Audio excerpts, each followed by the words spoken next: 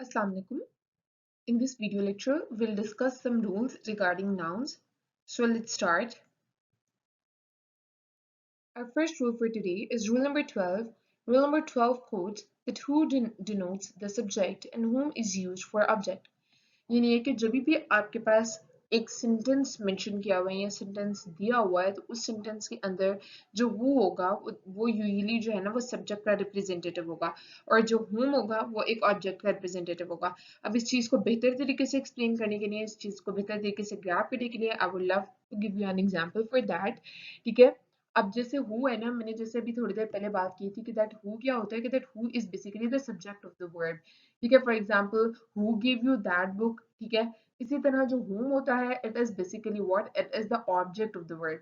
For example with whom am I speaking, अब इसके अंदर ये जो आई है वो सब्जेक्ट को रिप्रेजेंट कर रहा है, तो whom किसको रिप्रेजेंट कर रहा है, ऑब्जेक्ट को।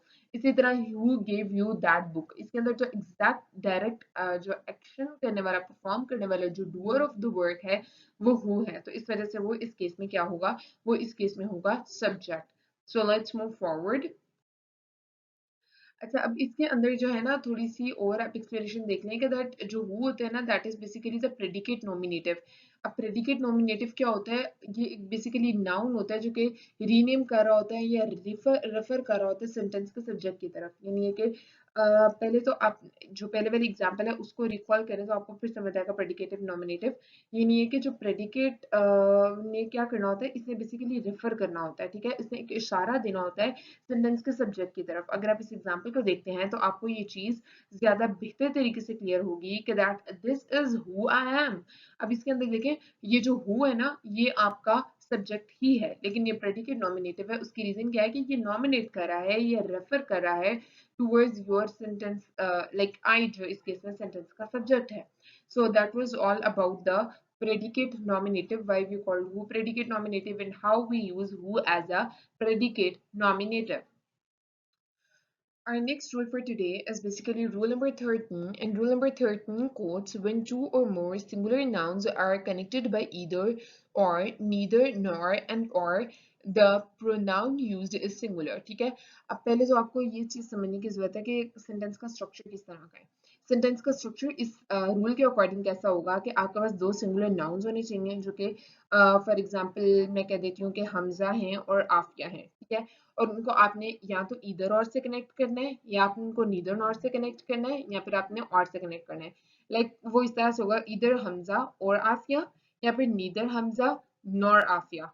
ठीक है, या फिर हमजा और आफिया। ठीक है, अब अगर इस सेंटेंस स्ट्रक्चर का आपके दो सिंगुलर नाउन्स कैरी कर रहे हैं ना, या दो सिंगुलर नाउन्स इस सेंटेंस स्ट्रक्चर के थ्रू कनेक्ट हुए हुए हैं, तो जो अल्टीमेट प्रोनाउन यूज होगा ना वो सिंगुलर होगा।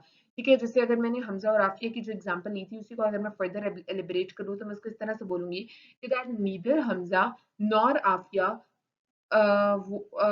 Is delivering his speech. ठीक है, अब यहाँ पर मैंने जो हिज यूज किया वो क्या है, वो हमारे पास अल्टीमेटली एक सिंगुलर नाउन है। ठीक है, या तो आपने अल्टीमेटली जो चीज यूज करनी है वो सिंगुलर प्रोनाउन यूज करना है। इसी तरह ये एक एग्जांपल है और आप इसको थोड़ा सा देखें तो आपको ज्यादा अच्छे से आइडिया होगा। देखें, ये वही वाला सेंटेंस स्ट्रक्चर है, इधर रूहान और सुबहान। ठीक है, तो ये वही वाला सेंटेंस स्ट्रक्चर फॉलो हुआ। अब according to the rule ultimate जो आपने प्रोनाउन यूज करना है वो सिंगुलर होना चाहिए। ठीक है, और क्वालिफाई कर रहे होना चाहिए आपके सब्जेक्ट के साथ। तो ऊपर वाले सेंटेंस में उन्होंने क्या किया, विल गिव देयर बाइक, तो जब आपने देयर बोल दिया तो वो गलत हो गया। तो आपने क्या करना है कि देयर की जगह क्या क्या यूज करना है, हिज यूज करना है, वो ज्यादा अच्छा क्वालिफायर है इन दिस केस। अब हम डिस्कस करेंगे रूल नंबर 14। रूल नंबर 14 क्या कोट करता है, रूल नंबर 14 ये कोट करता है कि that when a singular and a plural noun are joined by or nor the pronoun must be plural. ठीक है, अब इसके लिए भी आप एक एग्जांपल देखें तो आपको ये चीज ज्यादा अच्छे से क्लियर होगी। अगेन आपको पहले सेंटेंस स्ट्रक्चर समझने की जरूरत है कि आपने क्या करना है कि आपने एक प्लूरल नाउन लेना है और एक सिंगुलर नाउन लेना है। जैसे कि अगर आप ये वाला सेंटेंस देख रहे हैं ना, तो इसके अंदर देखें कि आपने और नॉट से कनेक्ट करना है। तो इधर द स्टूडेंट है ना, तो स्टूडेंट क्या है, सिंगुलर, और टीचर्स है, टीचर्स क्या है, प्लूरल है। ठीक है, तो आपने क्या किया कि आपने इन दोनों को कनेक्ट कर दिया और के साथ, तो ये हो गया बेसिक सेंटेंस स्ट्रक्चर। लेकिन अब ये कोट क्या करता है, ये कोट ये करता है कि ईदर द स्टूडेंट्स और his teachers failed in his duty. अगर आप इसके साथ अब हिज यूज करेंगे तो वो गलत होगा। क्यों? क्योंकि आप यहाँ पर जो प्रोनाउन यूज कर रहे हैं ना, वो क्वालिफाई करना चाहिए प्लूरल नाउन के साथ, जो कि अल्टीमेटली देयर होगा। हैज हो अगर आप बोलोगे तो वो गलत होगा। तो इसका करेक्ट वर्जन जो है ना वो नीचे जो है ना वो जॉट डाउन हुआ है, and I want you to see it for once, that either the student or his teacher fail in their duty। तो देयर किसको क्वालिफाई करे? टीचर्स को क्वालिफाई करा है।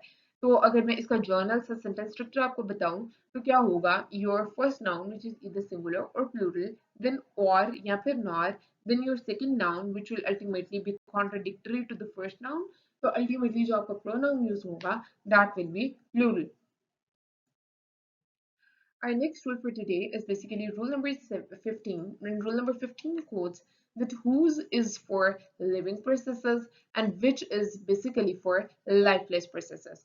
ठीक है, अब ये चीज क्या है, इस चीज को डिफाइन करने के लिए, इस चीज को फर्दर एक्सप्लेन करने के लिए I love to show you some examples।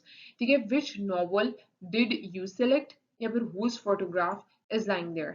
अब यहाँ पर आपने ये देख लिया कि that which और whose का डिफरेंस क्या है। ठीक है, अब which आपने बोला था कि लाइफलेस चीजों के लिए है, तो अब आप पहला वाला सेंटेंस जो है ना, अगर आप उसको दोबारा से रीड करते हो ना, तो आपको ये चीज ज्यादा अच्छे से समझ आएगी कि that which novel did you select. अब यहाँ पर नॉवल क्या है, novel is a lifeless thing, तो लाइफलेस थिंग के साथ आपने क्या यूज किया है, विच यूज किया है। अब फर्स्ट पार्ट ऑफ सेंटेंस को अगर दोबारा रीड करते हैं कि that whose is use for living person.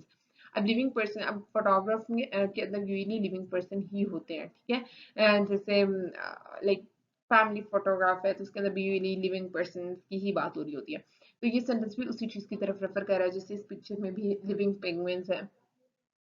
तो क्या हुआ कि आपने whose जो है ना वो लिविंग पर्सन के लिए यूज करना है। तो इस सेंटेंस में देखें that whose photograph is lying there, किसकी फोटोग्राफ है, ऑब्वियसली किसी पर्सन को ही बिलोंग करती है। ठीक है, तो ये रूल याद हो गया, whose for living persons and which is for lifeless persons। ठीक है, so these were the basic rules which we were tend to discuss in today's lecture। इंशाल्लाह ताला बाकी रूल्स हम नेक्स्ट लेक्चर में डिस्कस करेंगे। टिल देन अल्लाह हाफिज़।